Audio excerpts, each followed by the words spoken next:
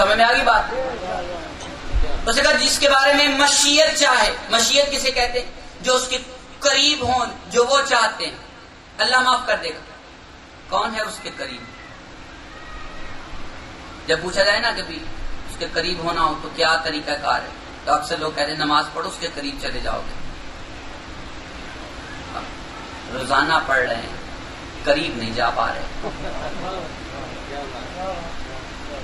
روزانہ نماز پڑھی جا رہی ہے مگر خدا کے قریب نہیں جایا جا رہا۔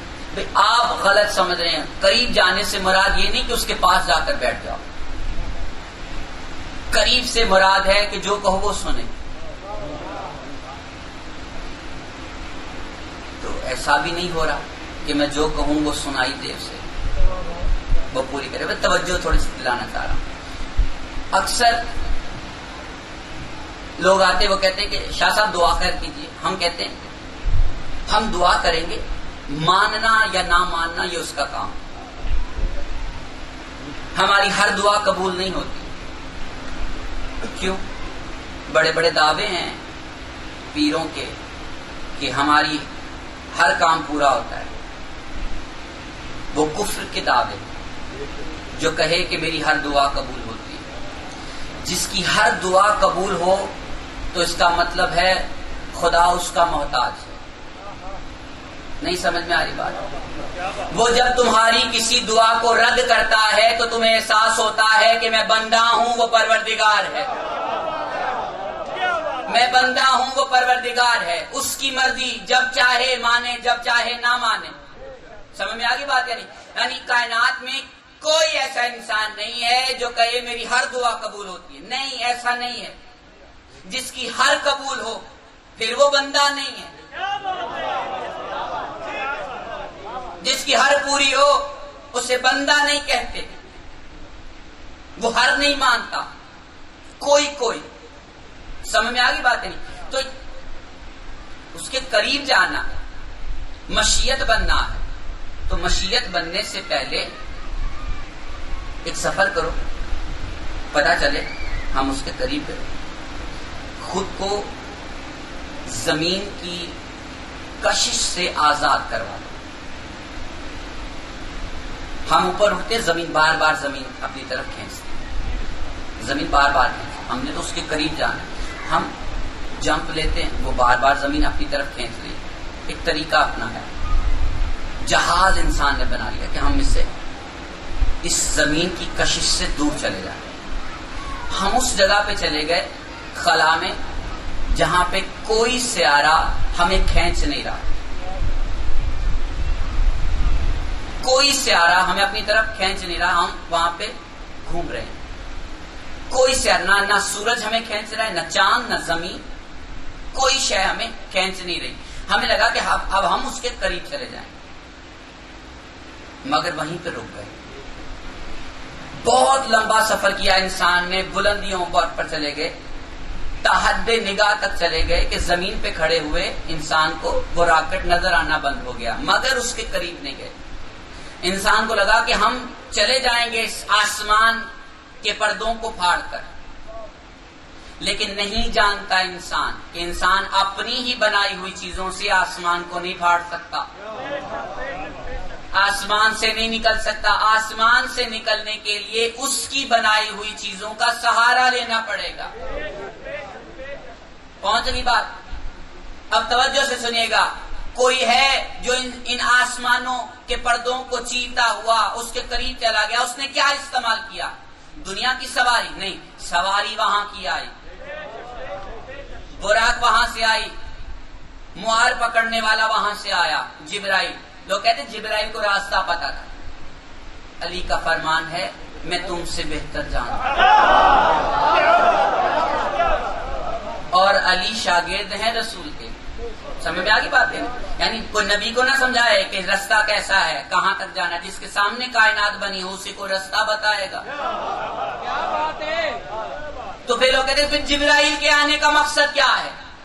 تو ہم کہنا چاہ رہے ہیں موار پکڑنے والا بھی تو کوئی غلام ہونا چاہیے۔ اب سواری زمین کی نہیں ہے، سواری آسمان کی ہے، کیونکہ آسمان کو چیرنا وہ سواری لے گئی پہلے آسمان کو چیر کر، دوسرے تیسرے ساتویں آسمان کو چیر کر اوپر لے گئی. ایک مقام آیا جہاں پر پروردگار نے کہا اب وہ مقام ہے جہاں پر آسمان کی سواری بھی کام نہیں آئے گی، تو براق کو چھوڑ دو، کیونکہ براق ہے آسمانی سواری، تمہیں جانا ہے عرش پر.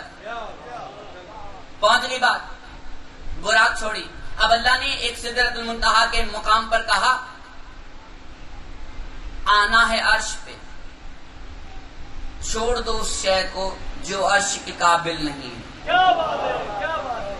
تو چھوڑ، جبرائیل کو کہا آپ یہیں پہ رکیے، ہم آگے جائیں گے. تو ایک لفظ پوچھنا چاہ رہا ہوں، ایک سوال پوچھنا چاہ رہا ہوں. محمد مصطفیٰ صلی اللہ علیہ وآلہ وسلم سدرۃ المنتہا سے آگے چلے گئے اور دنیا نے کہا کہ محمد نعوذ باللہ خاکی ہیں. اگر خاکی ہیں تو پہلا آسمان کیسے پار کر لیا؟ پہنچ گئی بات. نور سدرۃ المنتہا پہ روک لیا گیا، خاکی آگے چلا گیا. براق آسمانوں پہ کہیں چھوڑ دی، کیوں؟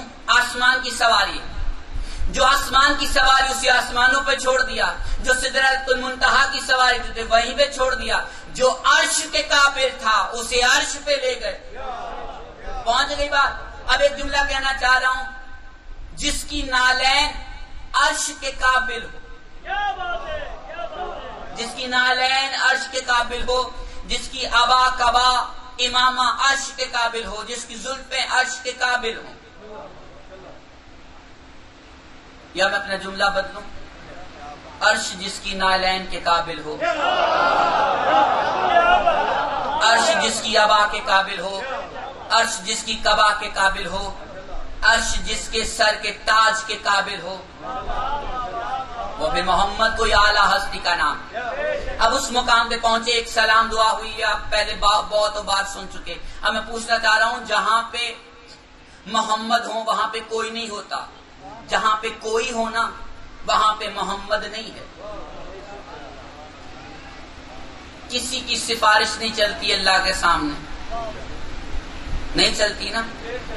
ہمارا عقیدہ ہے کسی کی سفارش نہیں چلتی، کوئی سفارش نہیں کر سکتا. اب جسے لگتا ہے نا کہ محمد نعوذ باللہ کوئی ہیں، تو میں ان سے پوچھنا چاہ رہا ہوں، جب عرش پہ گئے 73 فرقے جس بات پر متفق ہے نا، میں وہ بات کرنا چاہ رہا ہوں. علی کی ملاقات کی نہیں، ایک دوسری بات کرنا چاہ رہا ہوں جہاں پہ 73 فرقے متفق ہیں. کہا اللہ نے اپنے حبیب کو وہاں پر کچھ تحفے دیے. کیا کہہ رہے؟ 51 نمازیں دی، 6 ماہ کے روزے دی. نبی لے کر کچھ آسمان نیچے آئے. اب یہ وہ روایت ہے جو متفق علیہ، عقیدہ اس کے برعکس ہے. صرف ایک بات عرض کرنا چاہ رہا ہوں، وہ آئے راستے میں، ایک نبی نے کہا اے محمد تیری امت یہ نہیں پڑھ سکتی، اتنی نمازیں نہیں پڑھ سکتی، اسے کچھ کم کروا. قرآن کی آیت یاد رکھنا، کوئی ہے جو اس کے سامنے سفارش کر سکے؟ کوئی ہے جو اس کے سامنے سفارش کر سکے؟ محمد مصطفیٰ صلی اللہ علیہ وآلہ وسلم واپس گئے، وہ 51 نمازوں کو 5 میں بدلا، 6 ماہ کے روزوں کو 1 ماہ میں بدلا. میں پوچھنا چاہ رہا ہوں، کوئی ہے جو اس کے سامنے سفارش کر سکے؟ کوئی کر سکتا ہے؟ نہیں کر سکتا. تو محمد مصطفیٰ صلی اللہ علیہ وآلہ وسلم نے سفارش کی کیوں؟ اگر کی ہے تو اس پروردگار نے مانی کیوں؟ کیا اللہ کو نہیں معلوم کہ اس کی امت یہ نہیں پڑھ سکتی؟ اللہ جانتا ہے آنے والا بھی، جو ہو چکا، جو ہو رہا ہے. اللہ جانتے ہوئے بھی اپنے محمد کو 51 نمازیں دے رہا ہے. محمد جانتے ہیں میری امت نہیں پڑھ سکتی، پھر لے کر آ گئے. پھر کوئی نبی کہہ رہا ہے واپس لے جاؤ. تو اللہ بتانا چاہ رہا ہے صرف آنے والی نسلوں کو کہ محمد کوئی نہیں ہے. کیا بات ہے، کیا بات ہے، محمد کوئی نہیں ہے، محمد اس سے علیحدہ ہے. سمجھ میں آ رہی بات ہے؟ ایک مرتبہ میں کا صلوات پڑھ لیجیے باواز.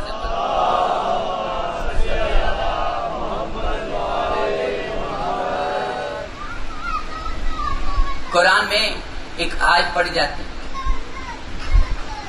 اے میرے حبیب ان سے کہہ دو کہ میں تم جیسا ایک بشر ہوں،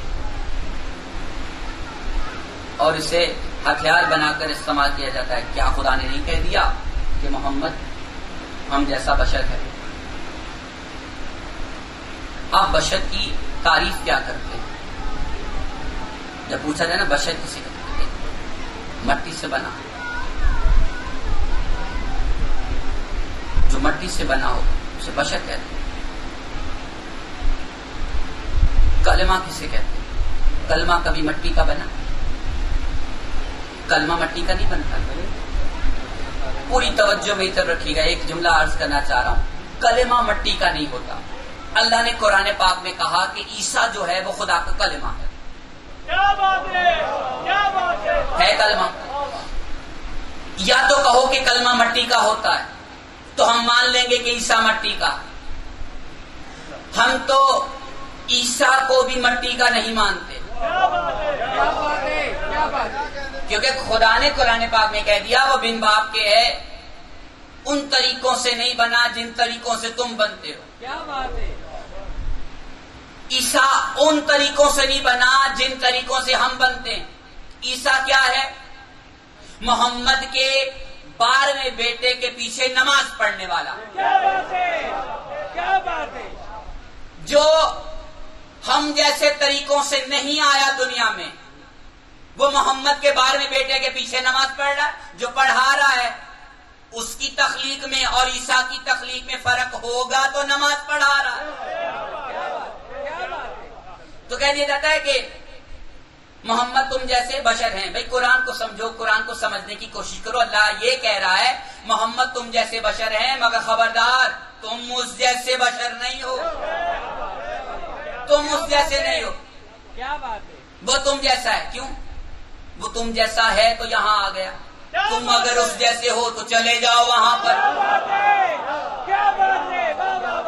وہ تم جیسا تو یہاں آ گیا.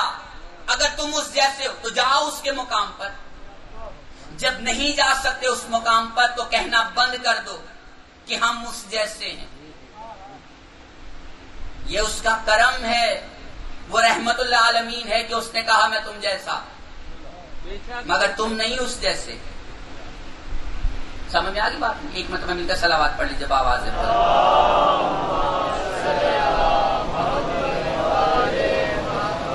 یہ کربلا کی جو جنگ ہے جسے معرکہ کربلا کہتے ہیں، یہ جنگ ہی اسی پر مبنی ہے کہ یہ جو علی کی اولاد ہے یہ ہم جیسے. جنگ ہی اسی بات پر کہ یہ ہم جیسے. تو امام حسین علی مقام نے کربلا کے میدان میں ہی بتا دیا ہم تم جیسے نہیں. کوئی ہے 3 دن کا پیاسا ہو اور جنگ شجاعت سے لڑ، انسان کا کام.